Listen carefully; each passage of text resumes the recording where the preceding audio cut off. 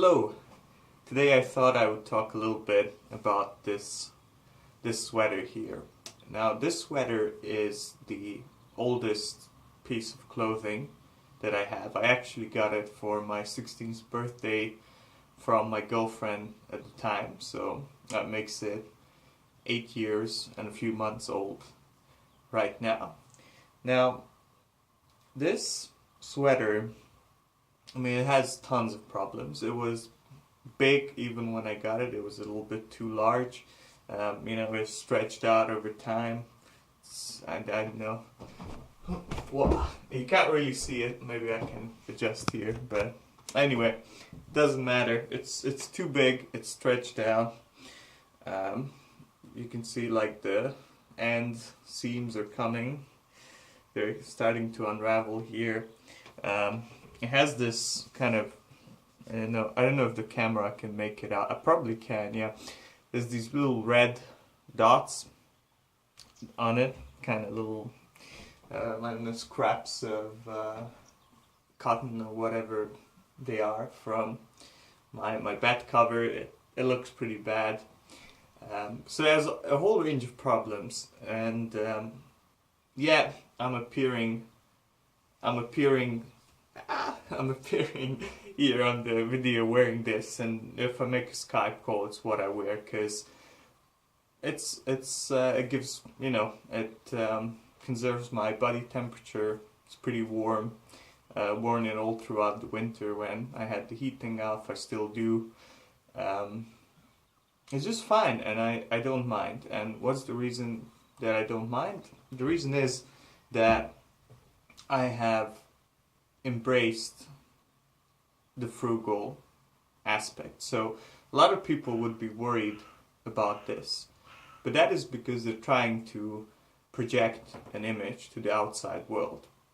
But if you embrace who you are, and it's publicly out there and people can look at it, or if that's not your style, you reflect it through everything that you have, you can start to, stop worrying about stuff like this, like what kind of clothes do I have, what kind of cards do I have, what kind of, how do I spend my money, what kind of choices do I make. So if I were trying to pretend to be somebody else, this sweater right here would be like my darkest secret, and I'd probably just get rid of it and buy a new one, because it's unacceptable at this point. But since people know that I'm frugal and that's my thing, and Philip is the frugal guy, it's no problem. And the same thing goes with if I go organize a meetup somewhere. Nobody's going to be surprised that it's in a park and not in a pub. And I don't have to be super shy about the fact that it's in the park to save money. I don't have to, I thought it would be so nice to walk in the park. I can just say, no guys, we're going to save money, we're going to the park. And the people who want to meet up anyway, they're going to be on board with it.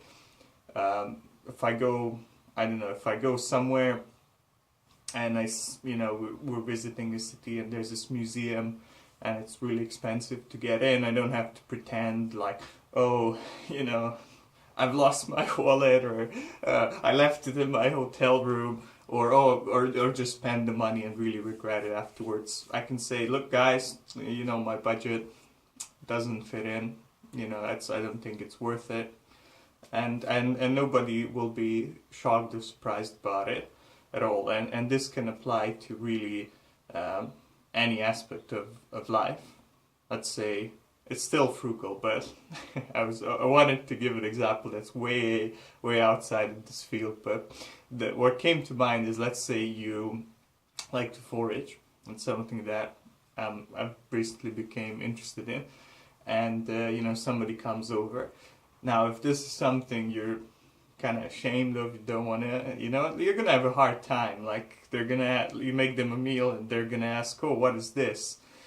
And you're gonna be like, well, it's, but if you've embraced it, it's almost the exact opposite. You kind of get more, you get more social capital out of just being honest. So you can just say, oh yeah, this is stinging nettles, and I use it to replace spinach, and it's so cool. And just been doing this for 10 years, and it just adds to who you are. So if you want to do something unusual, or that's outside the norm, I think the best way of going about it is just to embrace it as much as possible. Like if your outside persona leads you to situations where you have to be dishonest, that's a problem, and I would suggest trying to remedy it as much as possible.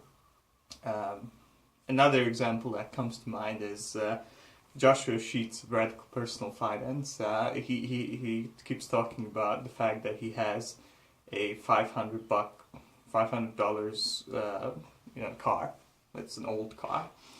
I don't remember the brand exactly. And he says, well, if he still were a financial advisor, his job would require to get something more expensive. But since he isn't, that's gone. And you can take that route where make your lifestyle fit around your other preferences. But I always think when I hear that example that, I mean, is that really true? I can really see a niche where I'm a financial advisor and it's not a point of shame, it's not like a failure that I show up in a car that's really cheap, but it's actually a point of pride. And if I position myself in the right way, I say, okay, I'm Philip Frey and I'm the financial advisor who is very frugal, it'll help you be very frugal. Basically, I show up in a $500 worth car, you don't have to pay for that.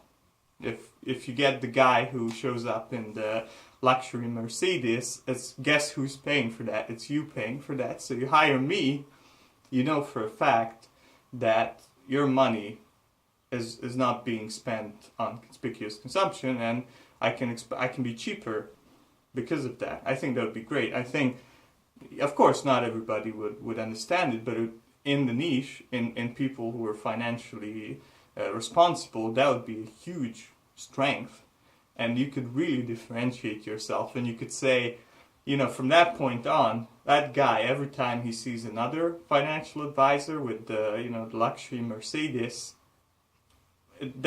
in his mind it shifts from being like, oh, this guy's successful. Immediately, the moment he gets this idea, it shifts to, oh, this guy is wasteful and showing off.